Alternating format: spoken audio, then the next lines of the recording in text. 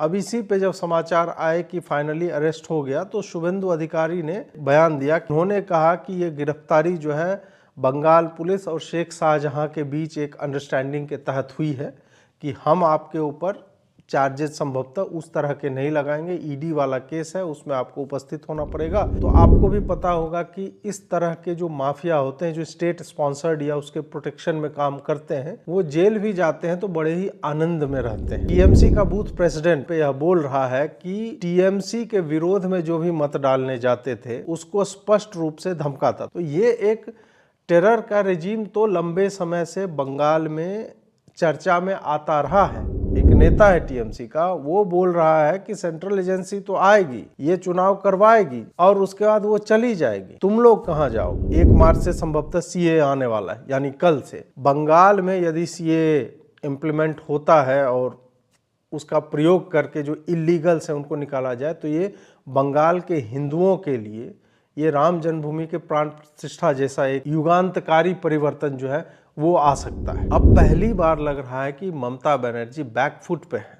उसके स्टेटमेंट आ रहे हैं कि नहीं, ये नंदीग्राम नहीं है। खड़गे ने जो बोला कि संदेश खाली में तो ये होता रहता है, ये कांग्रेस पार्टी का चीफ है, तो ये एटीट्यूड कांग्रेस में टॉप टू बॉटम जो है परवेसिव है। पूरा इनका लोकल लीडरशिप जो है उसको हमने संभाला हुआ है, तो ये तो हम तो एक फोन करेंगे हमें बचा लिया जाएगा। लेकिन हर बार स्टेट ए, बी या सी का मुख्यमंत्री जो है ऐसा नहीं करता। योगी की पुलिस को सौंप देगी शाहजहां को, अगर ममता बनर्जी को लगने लगा कि ये उसके गले की हड्डी बन जाएगा। यदि ये मूवमेंट उतना बड़ा हो गया तो she will have no choice but to abandon him. आगे बढ़ने से पहले मैं आप सबसे अपील करूंगा कि आप इस चैनल को भी लाइक कीजिए, शेयर कीजिए, सब्सक्राइब कीजिए चैनल को, नोटिफिकेशन बिल दबा लीजिए ताकि आपको नए नए वीडियो जो छोटे हों रिलेटिवली वो आप तक पहुंचते रहें।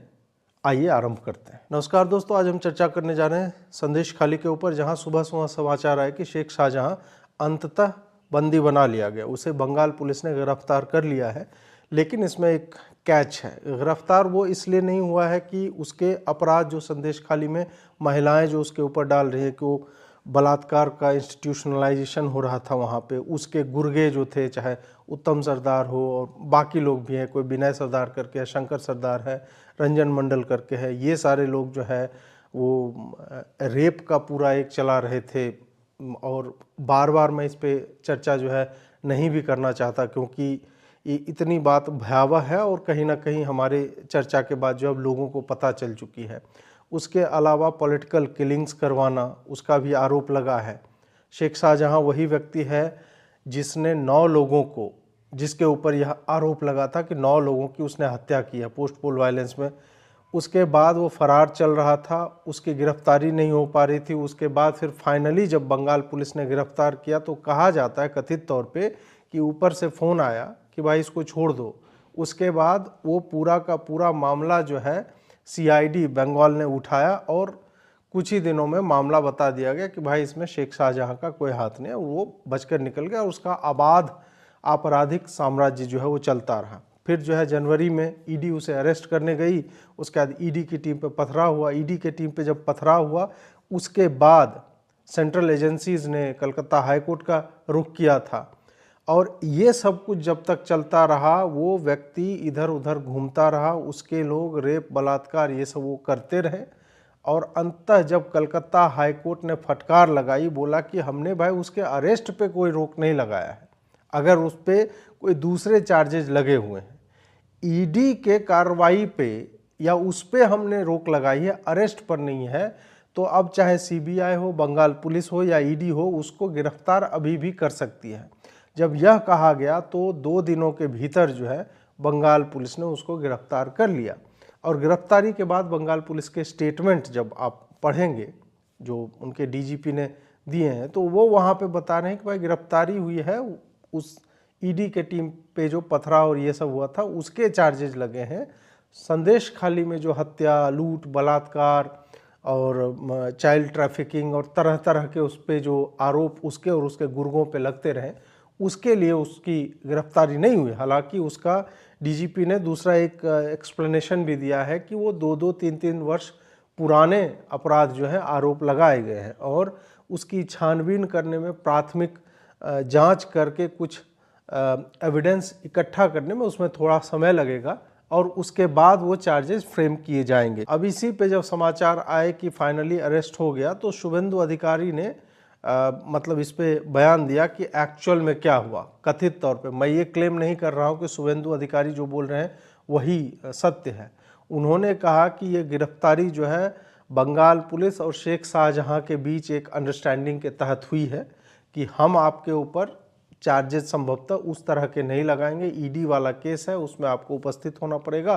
कलकत्ता हाईकोर्ट ने ये सब बोला है और उसके बाद जो है इसको 5 स्टार ट्रीटमेंट मिलेगा। ये शुभेंदु अधिकारी, और ट्वीट में लगा रहा हूं तो आप उसमें पढ़ सकते हो, उन्होंने आरोप लगाया है। और चाहे शुभेंदु अधिकारी सच बोल रहे हो नहीं, हमारा अपना भी एक अनुभव रहा है, चाहे मेरा पत्रकारिता का अनुभव रहा है या आप लोगों ने भी समाचार पढ़े होंगे ये सब, तो आपको भी पता होगा कि इस तरह के जो माफिया होते हैं जो स्टेट स्पॉन्सर्ड या उसके प्रोटेक्शन में काम करते हैं, वो जेल भी जाते हैं तो बड़े ही आनंद में रहते हैं। अब सत्येंद्र जैन को देखिए, मसाज वसाज ले रहा था।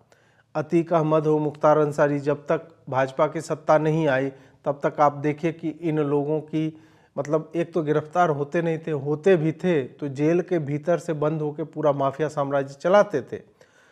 शहाबुद्दीन जो बिहार का था उसका आपने देख ही लिया कि वो किस तरह से कंट्रोल करता था पॉलिटिकल सिचुएशन भी, वो जेल में था नहीं था बाहर उसको कोई फ़र्क नहीं पड़ता था।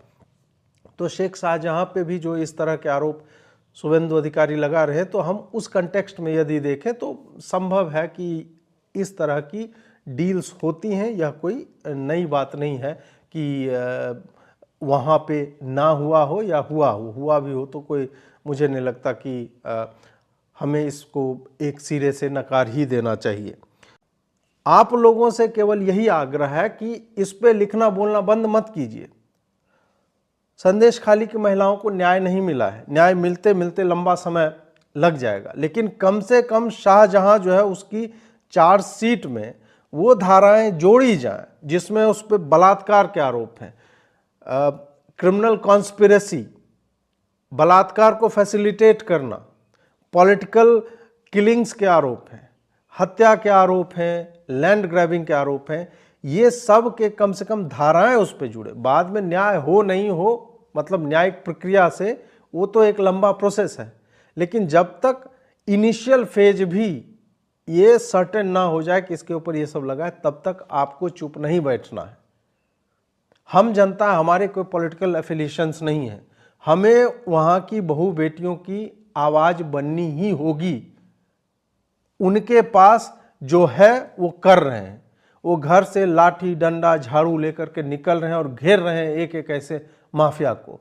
हमें जो है, हम ट्विटर पे या फेसबुक पे या यूट्यूब के माध्यम से या मीडिया के जो भी पत्रकार हैं, उनका यह उत्तरदायित्व है कि उनकी कहानियों को, उनकी नृशंसता को जो उनके साथ हुई है, लगातार आप आगे लाते रहें। आशा है आपको यह वीडियो अच्छा लगा होगा। लाइक करें, शेयर करें, सब्सक्राइब करें।